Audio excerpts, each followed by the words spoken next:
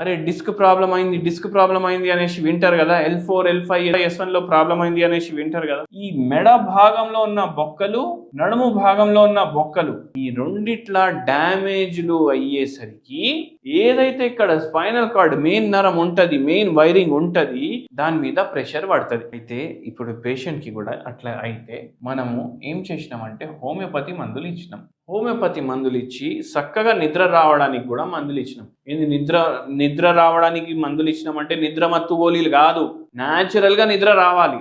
Natural గా నిద్ర రావడానికి ఇస్తూ హోమియోపతి మందులు వాడిపిస్తూ పేషెంట్ కి తగ్గించినాం. ఒక హోమ్ రెమెడీ కూడా చెప్పినాము. ఆ హోమ్ రెమెడీ ఇవాళ మీ అందరితోటి కూడా నేను షేర్ చేసుకుంటాను. మీరేం చేయాలంటే బంతి పువ్వు, ఈ బంతి పువ్వు తీసుకొని మీరు ఒక గిన్నెలో బాయిల్ చేయాలి. బంతి పువ్వులు 2. మళ్ళా ఈ వాటర్ని మీరు చెన్నీతోటి ఫిల్టర్ చేసుకొని దీంట్లో వేసుకోవాలి. ఇది క్యాలెండ్యులా టీ లాగా తయారైపోతుంది. ఇది మీరు తీసుకోండి డైలీ.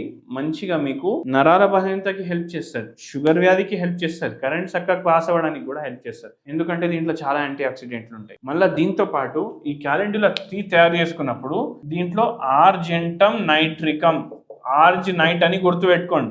0/9 పొటెన్సీ 4 గోళీలు వేసేయండి దీంట్లో. ఇది ఒక హోమియోపతి మెడిసిన్, నరాల బలహీనతకి మంచిగా హెల్ప్ చేస్తుంది. సో ఇవి చేయండి, కమెంట్ చేయండి.